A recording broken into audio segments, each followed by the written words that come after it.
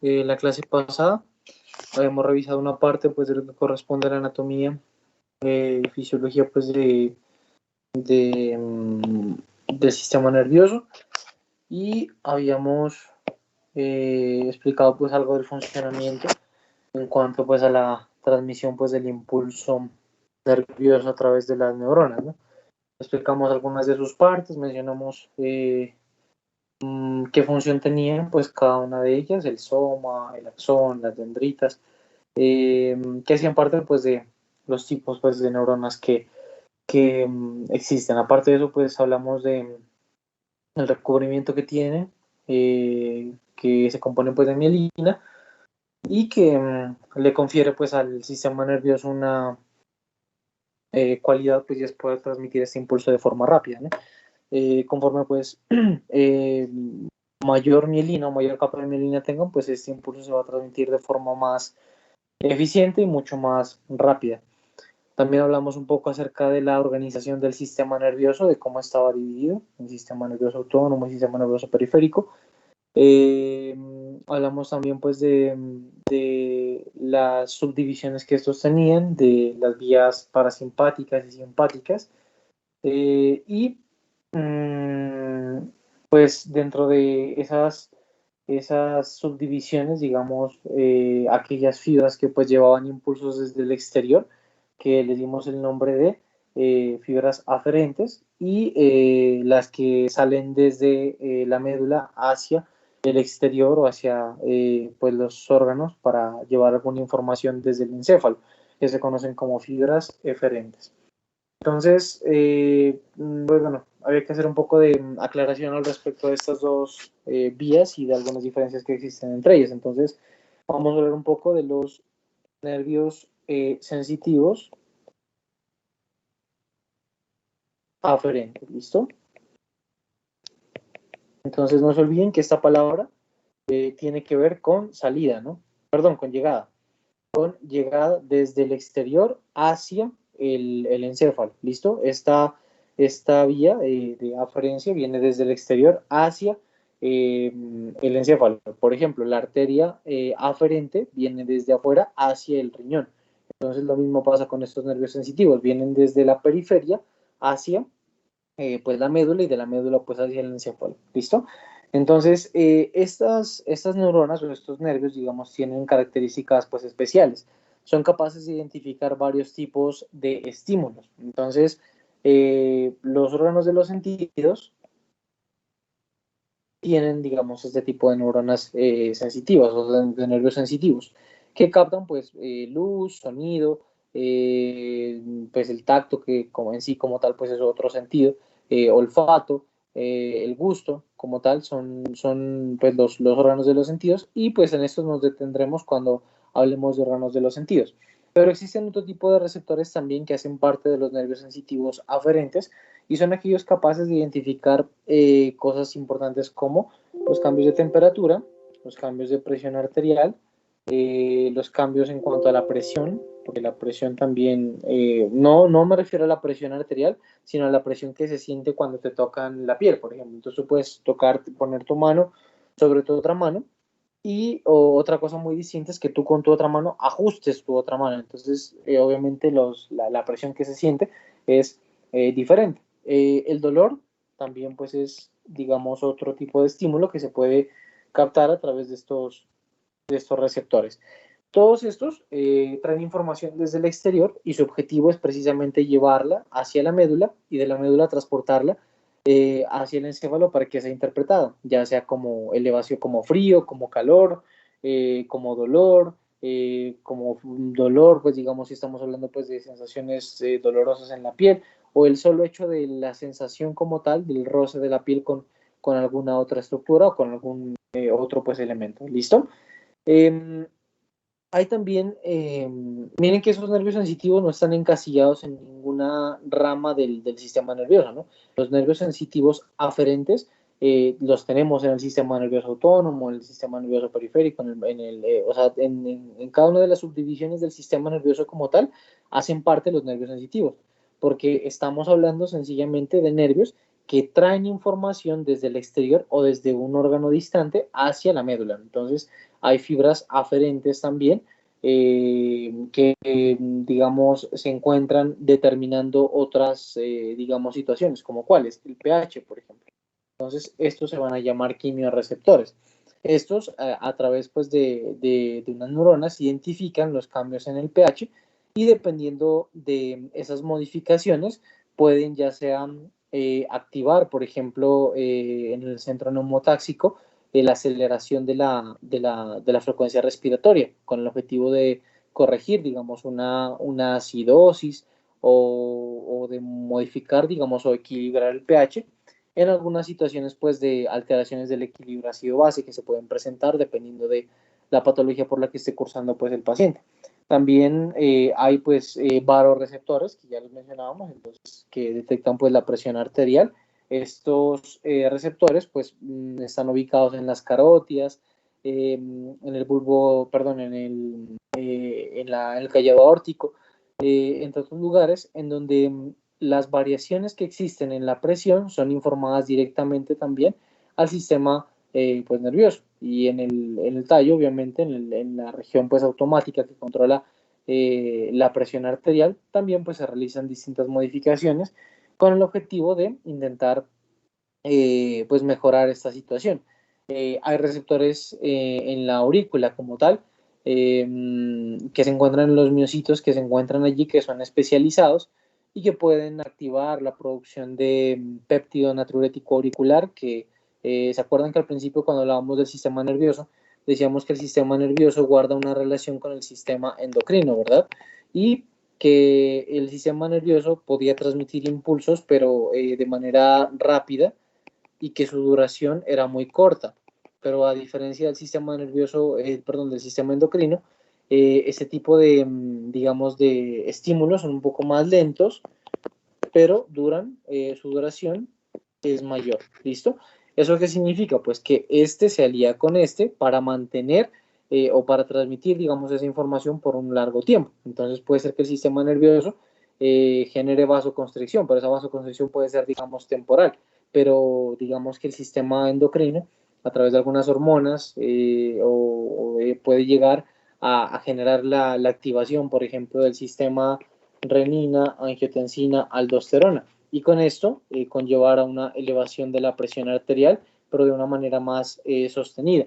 En casos en los que el paciente esté cursando con algún tipo de hipotensión, pues por causas diferentes, ¿no? Puede estar hipotenso porque pierde sangre, porque está vasodilatado, porque los vasos pierden, pues digamos, su tono, entre otras cosas. Entonces miren cómo esa asociación importante entre el sistema nervioso y el sistema endocrino permite que algunos estímulos que por el sistema nervioso son rápidos y de corta duración se transformen en estímulos de un poco más lentos, pero de mayor duración pues en el tiempo. Entonces miren esa relación que existe y pues cómo se usan estos receptores.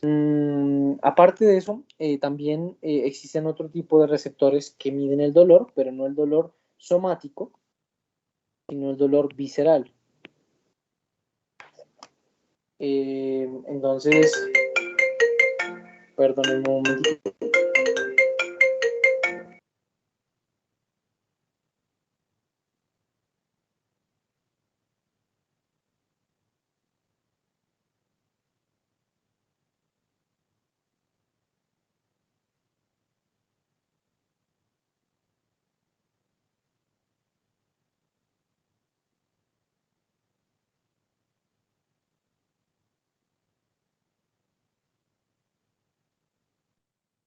No, bueno, entonces continuemos.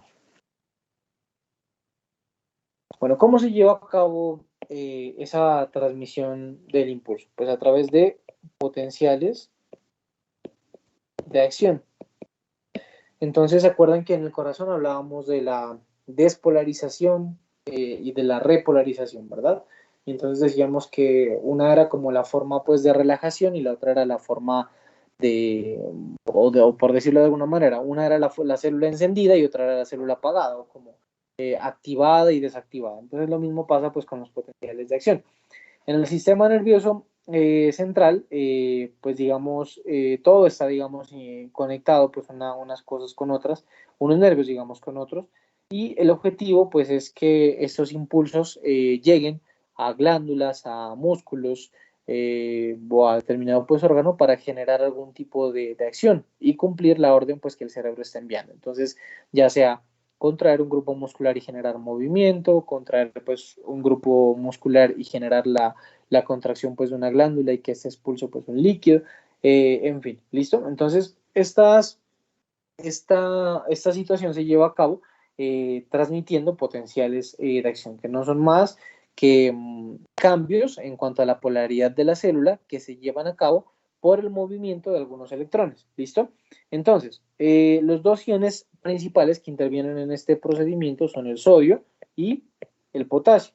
El sodio, por lo general, está en mayor cantidad donde afuera de la célula y el potasio se encuentra en mayor cantidad dentro de la célula, ¿listo? Entonces, el sodio es el principal catión extracelular y el potasio es el principal catión intracelular.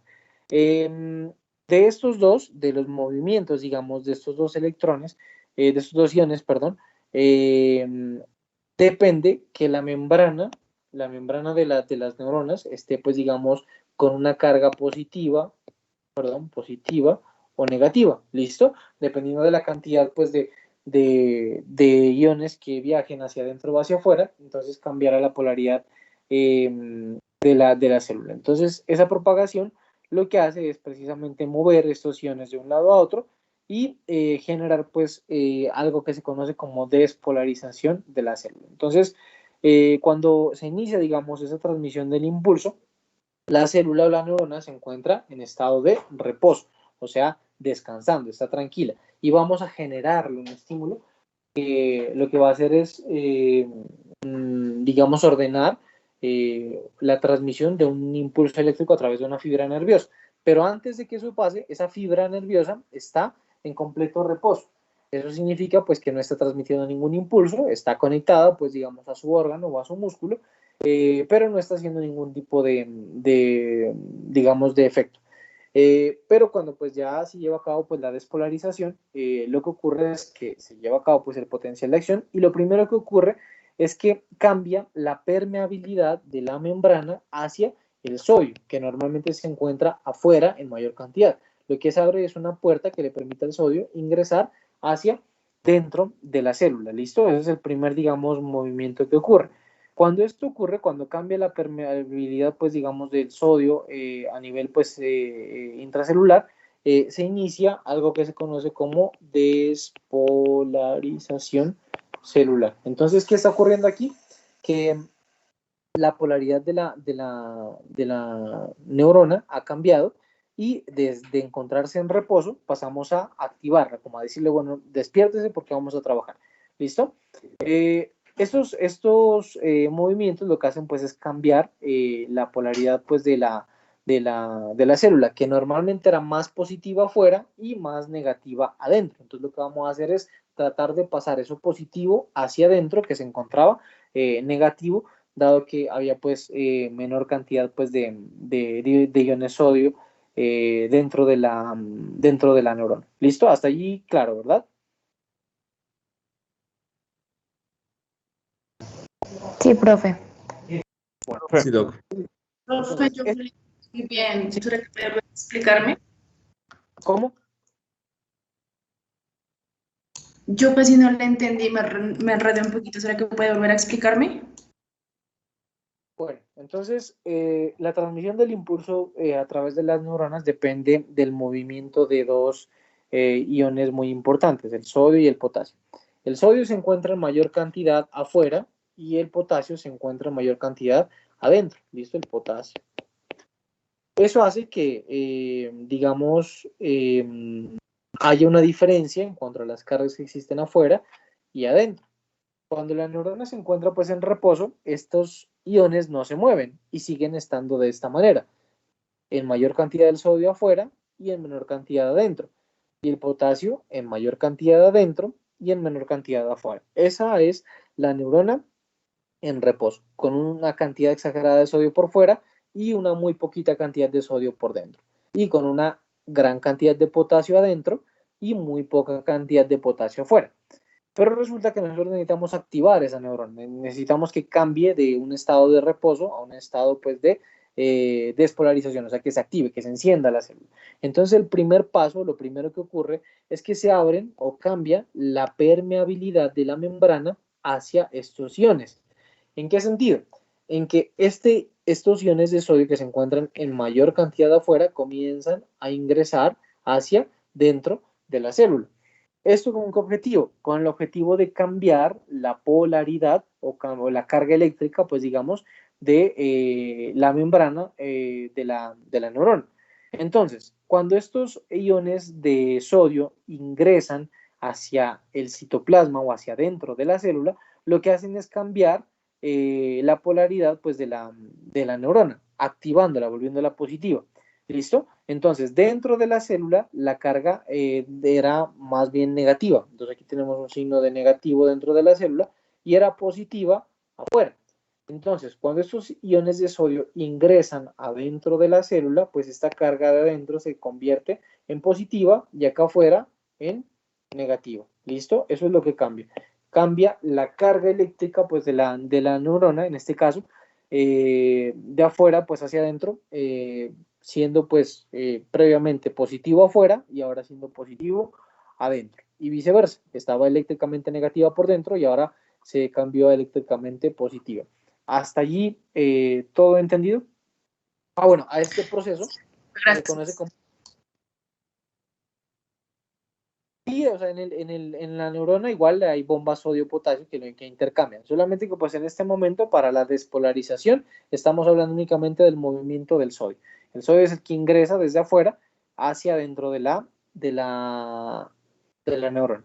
Entonces, a este movimiento se le conoce como despolarización celular, en este caso pues neuronal. ¿Listo?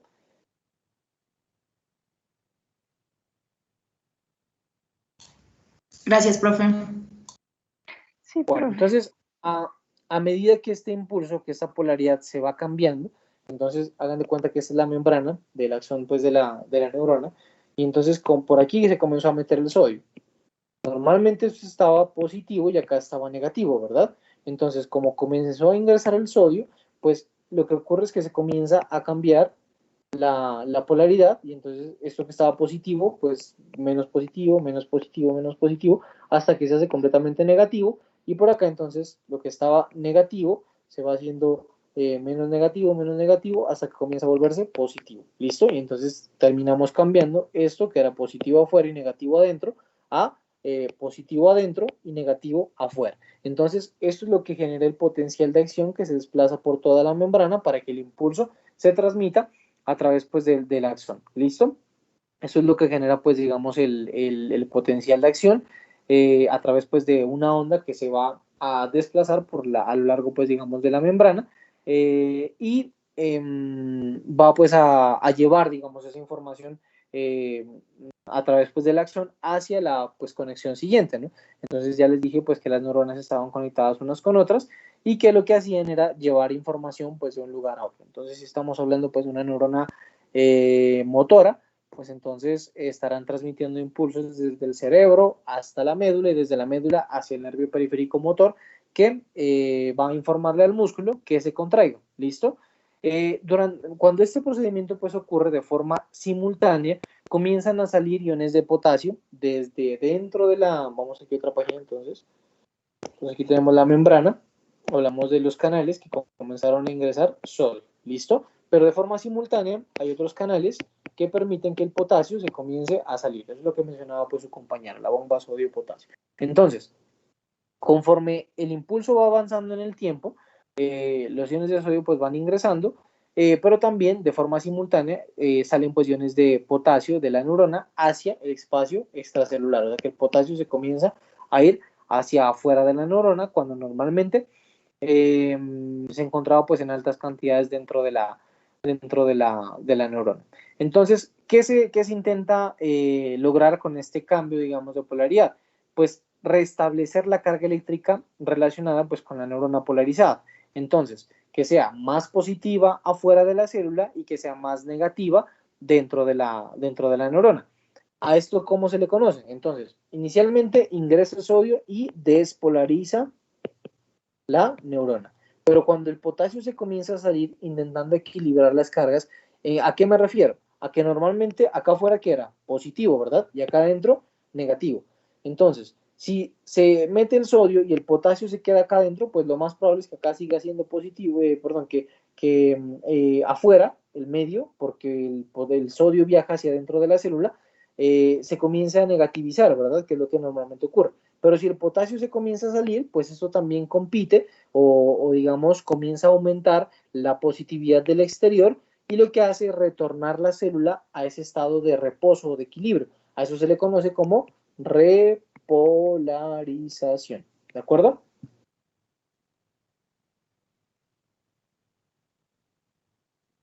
Sí, profe. Bueno, entonces lo que ocurre una vez se repolariza es que ahí participa entonces la bomba de sodio y potasio. ¿Para qué? Para cambiar nuevamente cada ion a su posición. Normalmente dijimos ¿cuál de los dos se encontraba afuera? ¿El sodio o el potasio? El sodio. El sodio, ¿verdad? Sodio, profe. Pero en este El momento, sodio. después de que el impulso se activó o se transmitió, ¿cómo quedaron las cargas? ¿El sodio quedó dónde? Quedó dentro. Dentro, profe. Y afuera quedó el potasio, ¿verdad? Potasio.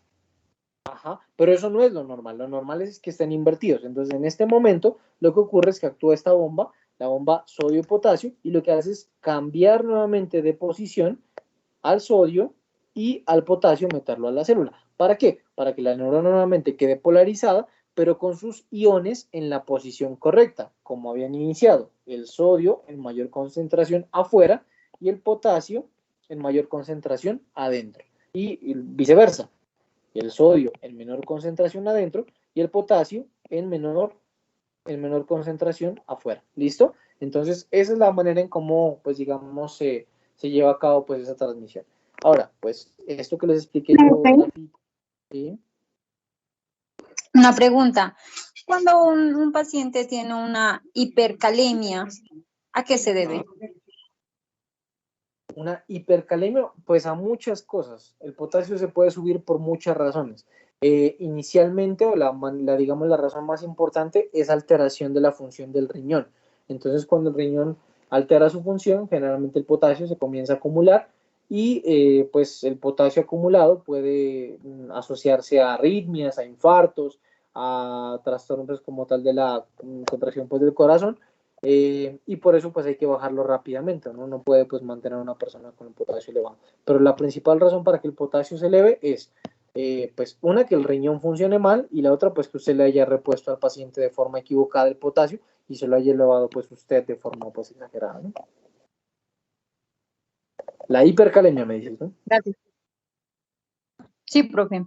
Bueno, miren, entonces aquí tenemos una imagen que pues trata de reflejar, digamos, todo lo que explicamos. Entonces miren aquí los canales de sodio, los canales de potasio, miren cómo el sodio se encuentra en mayor cantidad afuera, que son las bolitas verdes, y adentro tenemos el potasio en mayor cantidad dentro. Miren cómo la polaridad de la membrana por fuera es positiva y por dentro es negativa. Luego cuando el sodio se comienza a meter dentro de la neurona, entonces se comienza a disminuir la cantidad de sodio por fuera y se comienzan a acumular dentro, no solamente el sodio, sino el potasio, porque el potasio hasta ese momento no ha salido. Una vez comienza, pues digamos, a ingresar el sodio, entonces sí ocurre que se comienza a salir el potasio. ¿Eso con qué objetivo? Con el objetivo de equilibrar las cargas. Miren que en este momento inicial pasamos de estar positivo afuera y negativo adentro a quedar negativo afuera y positivo adentro. Aquí lo que comienza a ocurrir es un equilibrio. Entonces miren cómo en una parte de la membrana está negativo afuera y positivo adentro, y en otra parte de la membrana está positivo afuera y negativo adentro. Esto mientras tanto el potasio se va saliendo, pues digamos, desde dentro de la neurona hacia afuera de la membrana. ¿Para qué? Para equilibrar las cargas y generar pues la repolarización. Y luego, entonces, actúa pues la bomba sodio y potasio, que lo que hace es tratar de devolver a la misma posición los iones, tanto sodio como potasio. ¿Qué significa? Pues que el sodio va a quedar en mayor cantidad afuera y el potasio en mayor cantidad adentro. ¿Listo? ¿Está claro? Sí, profe. Bueno, yo creo que con la explicación anterior y las imágenes creo que quedó ya suficientemente pues clara la transmisión pues del impulso. Bueno, entonces expliquemos otras cositas. ¿Cuánto tiempo tenemos? A ver. Uy, ya se acabó, ¿no? 10 minutos quedan. Bueno, a ver, creo que alcanzamos a explicar una cosita en 5 minuticos antes de que terminemos. Entonces, hay otros conceptos antes de finalizar pues la parte de la transmisión del impulso. Entonces, que se conocen como conducción saltatoria.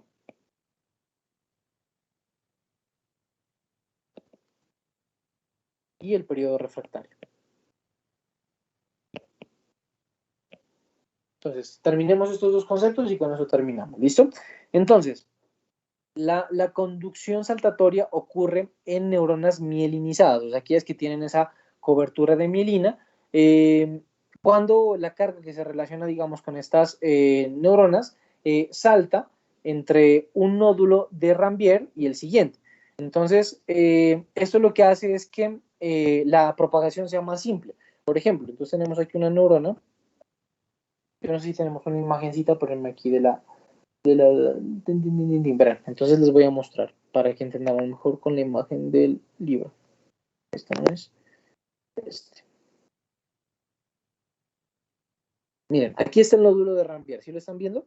Es como un espacio que hay entre. Bueno, a ver. Miren que parece una morcilla la neurona, ¿verdad? Sí ven que está envuelta como unas salchichitas y en medio hay un espacio. Ese espacio que queda entre una salchicha y otra, pues se conoce como nódulo de Rambier. Entonces, esa conducción saltatoria lo que hace es que el impulso se salte desde este nódulo al nódulo que sigue. Entonces, vengan, ahora sí dibujamos acá para que entendamos un poco más lo que les estoy diciendo. Entonces, tenemos aquí la neurona.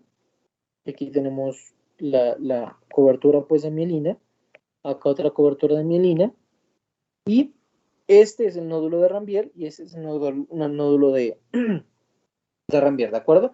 Entonces, cuando hablamos de conducción saltatoria, es que ese impulso se pasa de nódulo a nódulo evitándose este camino. Entonces, esa conducción saltatoria lo que hace es que el impulso se transmita mucho más rápido. Y pues, digamos que al ser, pues, digamos, pues más rápido, se vuelve también un poco más eficiente, pues, la transmisión, pues, del impulso. Algo que determina mucho la rapidez con la que se lleva a cabo el impulso es el diámetro de la neurona, porque hay neuronas que son más gruesas que otras. Entonces la conducción también es más rápida cuando la neurona tiene un mayor diámetro. Entonces, entre más gruesa es la neurona, más rápido transmite el impulso. Entre más delgadita es, más lento transmite el impulso. ¿Listo? Y el periodo refractario, entonces, una vez termina ese potencial de acción o la transmisión, pues como tal de un impulso, digamos que la neurona no puede aceptarle al cerebro que envíe otra vez la información, digamos, por ese mismo camino, ahí mismo. Entonces, para generar, digamos, otro potencial de acción. Sin importar, digamos, que el cerebro esté desencadenando un impulso supremamente fuerte para enviar, pues, el impulso. Entonces, ese tiempo que se toma la neurona para esperar a que sea preparada para recibir una nueva información desde el cerebro para que pueda ser transmitida por la neurona, se conoce como periodo refractario. Entonces no es más que el tiempo que espera la neurona para volver a estar lista, para volver a llevar por ella misma un impulso nervioso que provenga pues desde el sistema nervioso. Entonces el cerebro podrá quererle decir de nuevo que envíe pues otro impulso por ese mismo camino, pero resulta que la neurona tiene que tomarse un tiempo entre un impulso y otro para poder, digamos, aceptar una nueva información y llevarla por el mismo camino. ¿Listo? ¿Clara la Profe, cosa? ahí en la conducción saltatoria, ¿siempre va a saltar de nódulo a nódulo o va a poder pasar por ahí, por donde usted rayaba? Ah, no, pues, o sea, lo que pasa es que la conducción saltatoria no se presenta siempre, ¿no? Entonces, ocurre, pues, es en las neuronas mielinizadas cuando lo mencionamos. Entonces, siempre va a saltar desde nódulo a nódulo, ¿no? Por eso se llama saltatoria, porque se está saltando un pedazo de la neurona. Entonces, te dibujo de nuevo, aquí estaba esta cosa, así los vainas de mielina, y aquí estaban los nódulos de Rambier. Entonces, lo que estamos es acortando el tiempo. Entonces, se está ahorrando este pedazo al saltar desde aquí hasta aquí, ¿verdad? Y se está ahorrando este pedazo. Entonces lo que estamos es tratando de hacer más eficiente la conducción pues nerviosa y permitir que el impulso pues pase más rápidamente desde aquí hasta aquí, pero solamente en aquellas neuronas que son mielinizadas. En las que no son mielinizadas, el impulso tiene que pasar por aquí sin problema, ¿listo? Y pues obviamente es mucho más extenso. Ah, ya, profe. Vale. Bueno, chicos, ¿hasta allí alguna pregunta?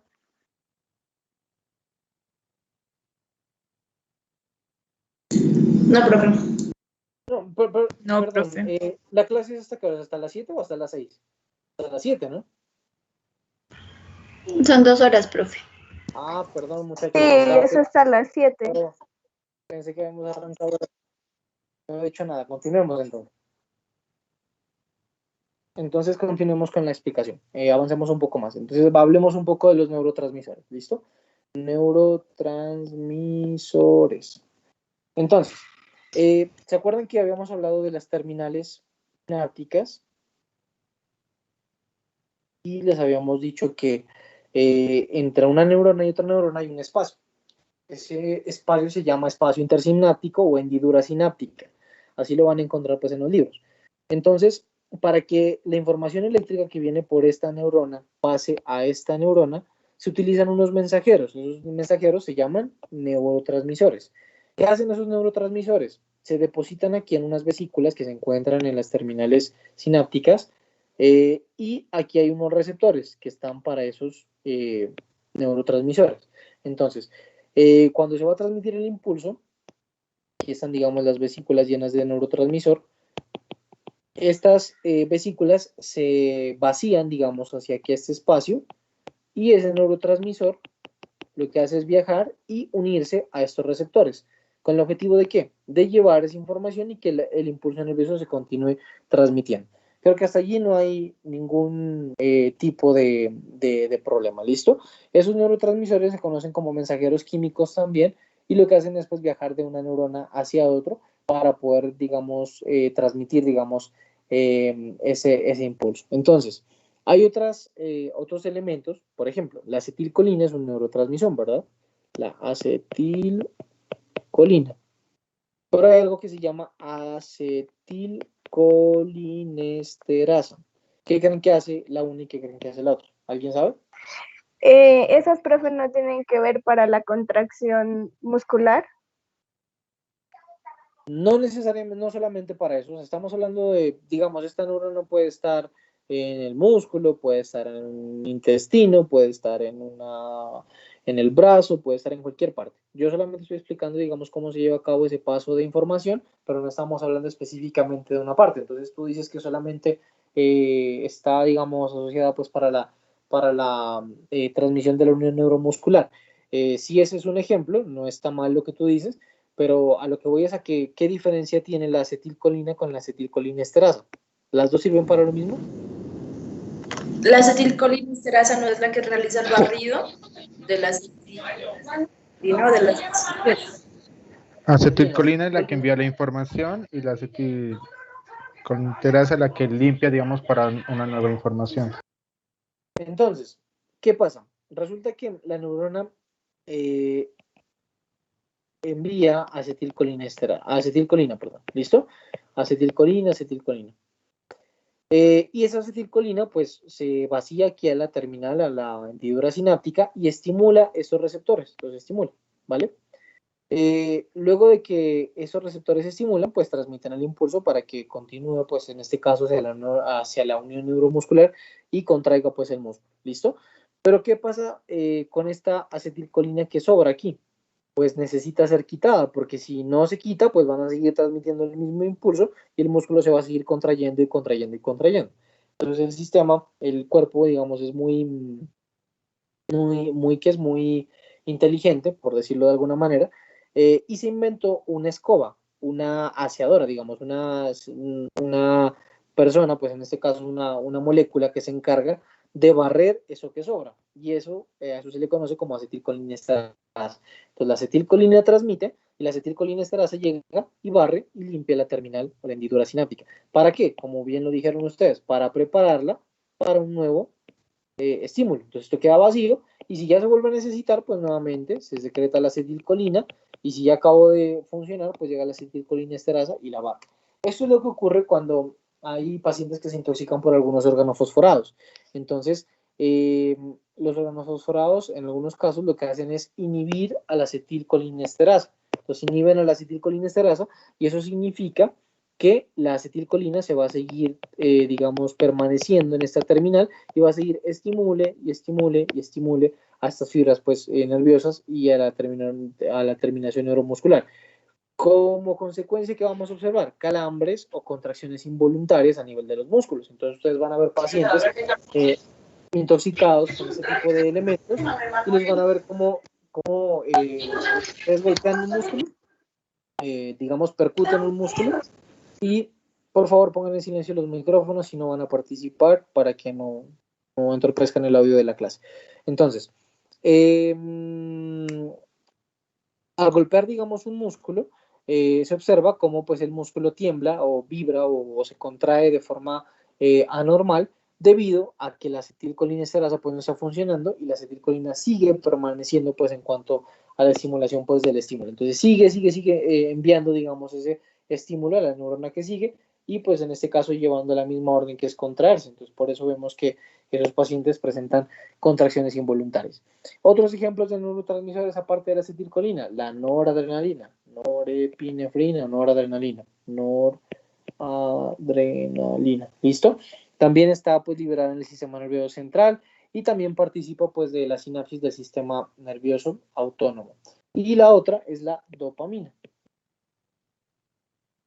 La dopamina también se libera en el sistema nervioso central y participa también del sistema nervioso autónomo. Ayuda a transmitir, digamos, esa información desde el sistema nervioso central hacia el sistema nervioso autónomo. Entonces, creo que pues entendiendo que estas son como las vías que digamos, usa o los mensajeros, digamos, que utiliza para llevar esa información, pues entendemos entonces cómo es capaz el sistema nervioso usando, digamos, algunos elementos químicos de transmitir esa información de una neurona a otra hasta llegar pues al lugar donde tiene que ejercer, digamos, el efecto, pues en este caso el estímulo para que un músculo se contraiga, para que una glándula secrete pues su producto, en fin, ¿listo? ¿Qué quería decirles? Pues chicos, piensen, o sea, la fisiología es bacanísima, ¿no? O sea, si uno se pone si por un momento ustedes se detuvieran a pensar todo lo que está ocurriendo en su organismo solamente, por ejemplo, en el mío, para poder hablar con ustedes, para poder explicarles la clase. Entonces, el sistema nervioso actúa a una velocidad prácticamente difícil de medir, ¿no? Sí se ha medido, sí saben a qué velocidad, digamos, se transmiten los impulsos. Tal vez en este momento, pues, digamos, eso no nos interesa tanto saber cuánto se demora, pero es tan rápido que a veces, pues, obviamos lo importante que es y todas las funciones que cumple, pues, digamos, este sistema, ¿no? Bueno, hasta allí, ¿preguntas? Profe, cuando ocurren las convulsiones, ¿eso quiere decir que la acetilcolinesterasa no se ha borrado o cómo? No. ¿Tú estuviste en la clase anterior? ¿En la anterior? Sí. No, profe. Entonces por eso estás preguntando eso. Porque en la clase anterior preguntaron pues acerca de las convulsiones y yo expliqué lo que ocurría. Entonces en las convulsiones lo que ocurre es que el cerebro, digamos que este es un cerebro, el foco epileptogénico envía impulsos de forma desordenada. Entonces repite el estímulo. Entonces lo envía muchas veces y entonces la neurona funciona normal. O sea, el camino, la vía está funcionando totalmente normal. El problema es que hay en el cerebro una parte que está funcionando pues de forma equivocada. Y entonces la convulsión se debe a que ese foco, digamos, está enviando estímulos de manera repetitiva y desordenada. Entonces esa repetición de estímulos hacia las fibras musculares hacen pues que se contraigan de forma desordenada, involuntaria y totalmente pues asincrónico, por decirlo de alguna manera. Entonces por eso las convulsiones se ven pues tan feas, ¿no? Uno ve que un paciente literalmente baila y no coordina, no es capaz de darle coordinación, pues digamos, a estos músculos, precisamente porque ese foco epileptogénico sigue enviando un estímulo de forma repetida, pero desordenada. Normalmente pues el cerebro funciona de esa manera, enviando estímulos, pero de manera ordenada, diciéndole a una parte precisa del cuerpo que se mueva, o a un grupo de partes que se mueva, pero no así pues de forma desordenada como ocurren en las convulsiones. Bueno. Vale, profe. En el caso de los calambres en las maternas, ¿también hay una alteración de esa parte? No, los calambres están relacionados con los iones. Entonces, lo que ocurre es que, por ejemplo, se baja a veces el potasio, la concentración de potasio, y eso pues también a veces genera alteraciones en los potenciales de acción y genera contracciones de forma involuntaria dentro de la célula, dentro del miocito, pero no porque no esté siendo estimulada por un nervio, sino que como tal la célula, al digamos estar con bajas concentraciones pues de potasio dentro, también se puede pues digamos alterar la polaridad de la membrana y esto generará una contracción de la fibra muscular sostenida porque el potasio se encuentra bajo. Entonces uno tiene que revisar mucho los electrolitos para ver si se asocia digamos a esa situación. ¿Listo? Los calambres musculares por esfuerzo físico sí son pues precisamente por eso, ¿no? Por una exagerada contracción pues de la fibra muscular que pues de tanto repetirse el mismo movimiento puede llegar a contraerse de forma sostenida y generar pues un calambre que pues a veces con masajes o con algo de relajación como tal del músculo pues tienden a ceder, ¿no? Gracias, profe. Bueno. Profe. ¿Sí? Y con respecto a las amortiguaciones en las piernas, o sea, por ejemplo, cuando uno está, digamos, mal sentado y está como a presión la pierna y al momento pues uno pues hace cosquillitas, digámoslo así, de esta manera. Eso Eso tiene se, que ver con... con los nervios no, tiene que ver es con el flujo de sangre que va hacia la extremidad. Entonces, cuando tú te sientas en una mala posición o alguna extremidad queda apretada, digamos, por otra, lo que ocurre es que el flujo sanguíneo hacia esa extremidad se disminuye. Entonces, si la sangre deja de pasar, pues deja de alimentar todos los tejidos que se encuentran allí. Cuando tú te levantas y digamos el vaso que se encontraba apretado deja de estar apretado, pues la sangre nuevamente vuelve a fluir y a llegar pues a toda la pierna en este caso. La sensación que tú sientes de hormigueo es precisamente la sangre recorriendo nuevamente tu pierna. ¿Cuándo se para? Pues cuando la sangre ha llegado y a llenar nuevamente todos los capilares. Tú sientes amortiguada de extremidades precisamente por eso, porque no tiene sangre por ahí circulando.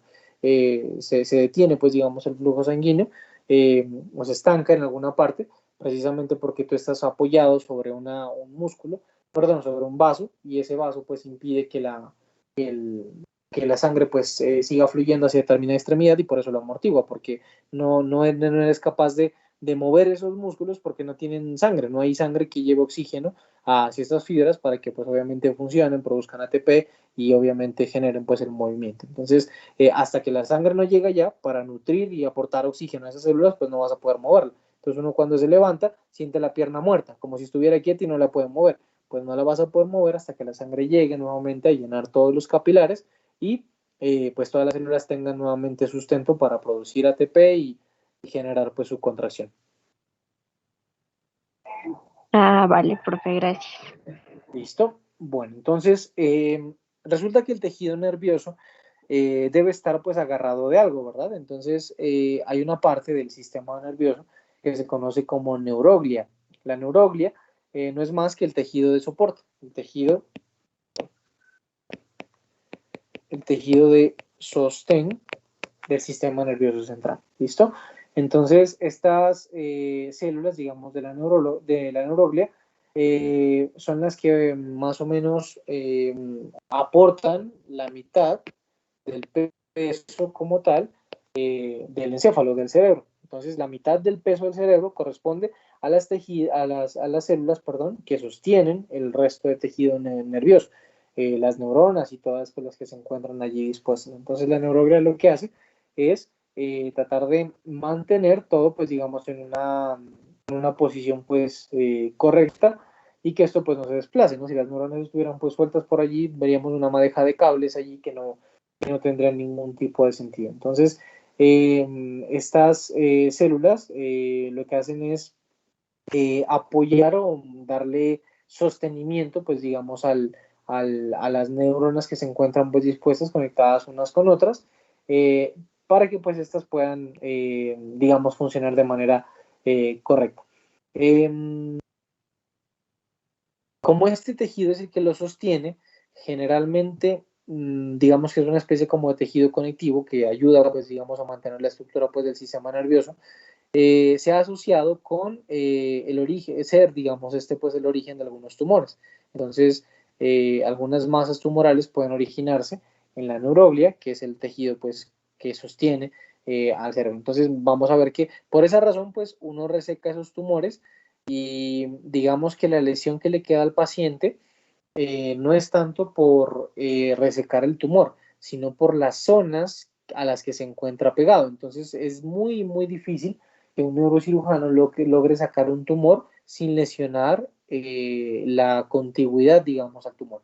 Entonces ese tumor podrá estar hecho de neuroglia, de tejido de sostén, y el tejido de sostén no participa en la conducción nerviosa, o sea, no es el que envía, pero como está asociado o adherido, digamos, al tejido que sí participa, al momento de resecarlo puede ser que encontremos algo de lesión por el tejido, digamos, que se tiene que perder al momento de resecarlo. Entonces las secuelas del paciente son más relacionadas, no con que hablando pues de tumores que se deriven de la neuroglia, ¿no? Porque hay pues otros tumores que están asociados, digamos, a otro tipo de células, y pues en ese caso sí vamos a encontrar obviamente secuelas pues en el paciente, ¿no?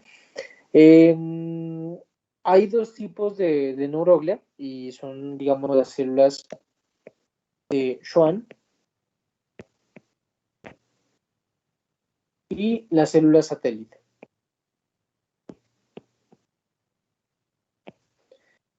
Las células de Schwann son las responsables de formar la vaina de mielina, y las células satélite, pues digamos que no se ha clarificado, digamos, o no está claro pues su función pues en este sistema. Se han identificado, se sabe que existen pues dos tipos de células, digamos, asociadas a este tejido de sostén, pero que pues digamos su función solamente hasta el momento de las células de Schwann. ¿Listo?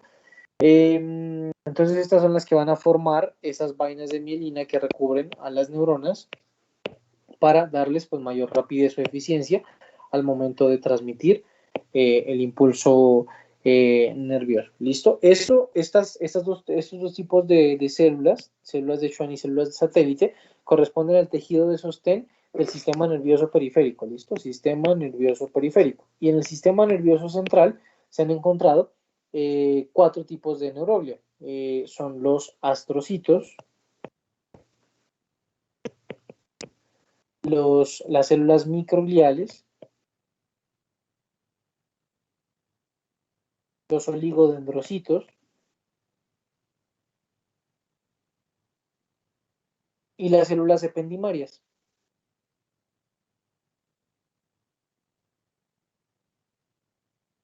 ¿Listo? Esos son los cuatro tipos de células que participan en el tejido de sostén del sistema nervioso central. Entonces, si han hablado, sí, seguramente, bueno, tal vez no, pero de pronto algunos sí han escuchado hablar de los astrocitomas, pues ya saben de dónde se derivan, ¿no? Astrocitos. Esos son las células, digamos, de origen, y el nombre lo reciben porque tienen forma de estrella. Entonces, por eso se llaman astrocitomas, porque parecen astros, pues celestes, ¿no? Entonces, pues pensaron en las estrellas, quien le fue a poner el nombre, y su nombre se deriva, pues, precisamente de la forma que tienen, pues, este tipo de células. Entonces, son células en forma de estrella que se van a encontrar en una cantidad importante entre las neuronas y los vasos sanguíneos. Esto lo que hacen es fijar los vasos al tejido pues nervioso, y tienen una importante función y es participar en la barrera hematoencefálica, ¿listo? ¿Se acuerdan que les dije que la permeabilidad digamos, de ese tejido, pues digamos que le permite el paso a la sangre hacia el sistema nervioso central es un poco más selectivo, entonces no deja pasar algunas moléculas. A estos, digamos, están relacionados pues los astrocitos, entonces los astrocitos forman, digamos, esa barrera y lo que hacen es, digamos, darle una protección adicional a las neuronas contra algunas sustancias que tienen un tamaño, digamos, mayor y que por la disposición pues, de esta barrera hematoencefálica les impide el paso hacia el sistema nervioso central. Obviamente, cuando este tejido se encuentra inflamado, pues esta barrera hematoencefálica puede disfuncionar y puede pues, dejar de cumplir con su función y obviar, digamos, su función y permitirle pues, el paso a algunas moléculas que pueden llegar a ser tóxicas y a degenerar las funciones pues, del sistema nervioso central. Luego tenemos a las células microgliales, que estas se encuentran pues también situadas al lado pues, de las neuronas. Estos, ¿se acuerdan que yo les decía, no sé si a ustedes a los de segundo, que cuando hablábamos del sistema linfomatopoyético, decíamos que habían algunas células conocidas como macrófagos, ¿no? Los macrófagos son conocidos también como natural killer y son las células de defensa del organismo. Entonces, en cada tejido hay unas células especializadas que se hacen llamar pues macrófagos, pero que tienen otro nombre, y pues participan precisamente en la defensa pues de estos tejidos. En el sistema nervioso central, los macrófagos son las células microgliales, perdón, y su función pues es la de los macrófagos, que en este caso puedes fagocitar o engullir o absorber algunos pues, patógenos, ya sean bacterias, virus o parásitos, que pueden estar ubicados pues, en este lugar, ¿no? Obviamente esto pues en una persona inmunológicamente competente, una persona que tenga su sistema inmune indemne sin ningún problema. De lo contrario pues encontraremos pues déficit en esta capacidad y pues probablemente muchas bacterias, virus o parásitos puedan llegar a colonizar pues el sistema nervioso central, ¿no? Los oligodendrocitos, estos están situados también cerca de las neuronas, pues específicamente de las neuronas mielinizadas.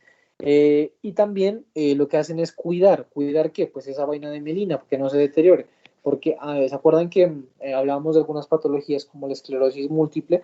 Y pues esas enfermedades lo que hacen es deteriorar o desgastar esas vainas de mielina, deteriorando pues la capacidad de la neurona para transmitir el impulso.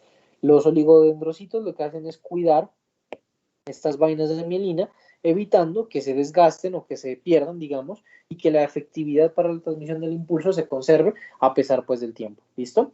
Y por último, las células ependimarias, estas, digamos, recubren las cavidades dentro pues del sistema nervioso central, en este caso la médula espinal. Entonces, vamos a mostrar una imagen aquí o más bien les voy a dibujar. Entonces, si ustedes, no sé si alguna vez hayan visto un TAC, pero un TAC cerebral, le muestra uno como el cerebro en cortes, ¿verdad? Y dentro del cerebro existen algo que se llaman ventrículos, una especie así como de maripositas. Se ven así, pues, digamos, en el corte. Y por dentro de estos ventrículos, lo que ocurre es que hay líquido cefalorraquídeo. Dentro de esto de aquí no tiene, digamos, materia gris ni encéfalo como tal, sino que está lleno de agua. El cerebro tiene como un acueducto que pues, se encuentra aquí adentro y que rodea como tal también el cerebro. Ese líquido tiene varias funciones, ya más adelante hablaremos de él. Y entonces las células que se encuentran recubriendo estas estructuras están por aquí, digamos, todo el tapiz o el tapizado, pues digamos, de los ventrículos, son las células ependimarias, ¿listo? Su función es sencillamente hacer circular el líquido cefalorraquídeo. Y por esa razón estas células ependimarias tienen cilios, tienen como unos pelitos que se mueven. Y ese movimiento lo que hace es desplazar el líquido cefalorraquídeo. El líquido cefalorraquídeo se está constantemente reemplazando. ¿Dónde se produce el líquido cefalorraquídeo? ¿Alguien sabe?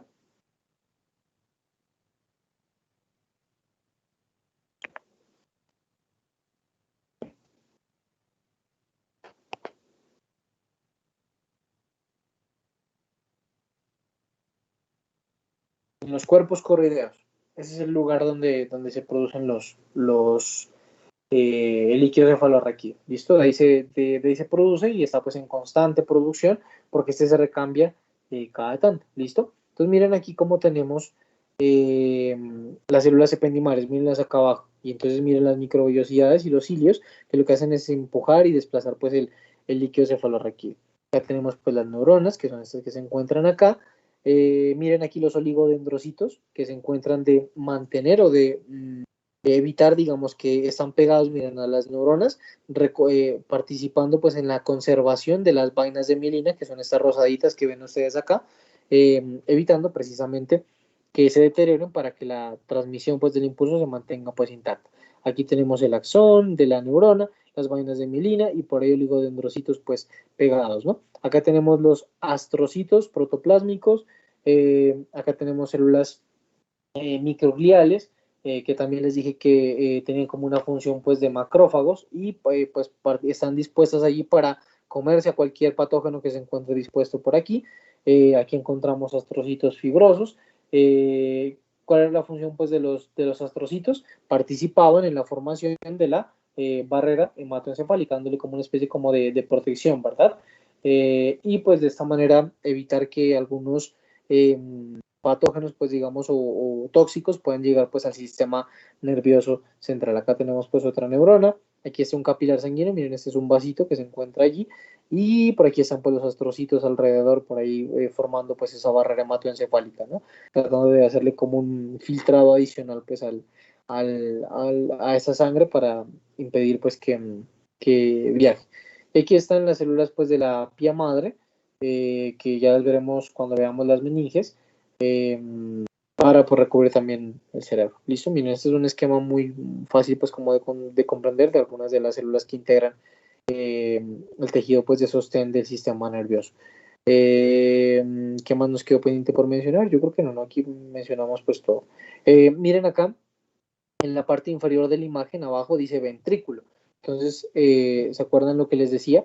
Que estas células lo que hacían era tapizar las cavidades del cerebro. Entonces, dentro del cerebro, pues hay unas cavidades que se llaman ventrículos o acueductos también, y estas están tapizadas por estas células y lo que hacen es mover como tal ese líquido para que viaje pues alrededor del cerebro y cumpla con su función protectora. ¿Listo, chicos? ¿Preguntas?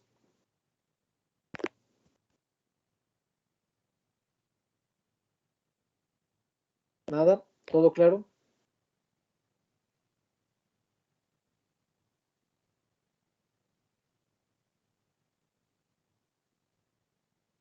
Sí. Y generalmente esto ocurre en la cirrosis, ¿no? En la disfunción hepática, en los trastornos intestinales también puede haber acúmulo de amonio y eso puede generar encefalopatía. Pues este amonio cuando se acumula o cuando digamos está en cantidades importantes puede llegar a producir toxicidad sobre el sistema nervioso. ¿No?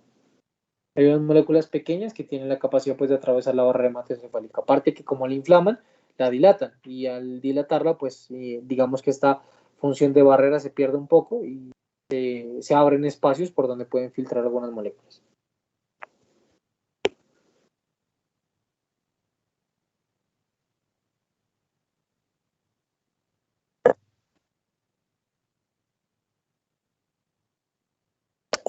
Sí, claro que sí. O sea, todas las encefalopatías pues son progresivas, ¿no? Generalmente inician con un compromiso leve pues de la función neurológica del paciente, pero con el pasar del tiempo pueden ir empeorándose hasta producir estados de coma o afectar completamente pues el funcionamiento pues del sistema nervioso del paciente. Bueno, ¿preguntas? No, profe. Bueno, entonces dejemos ahí, chicos, nos vemos el día viernes.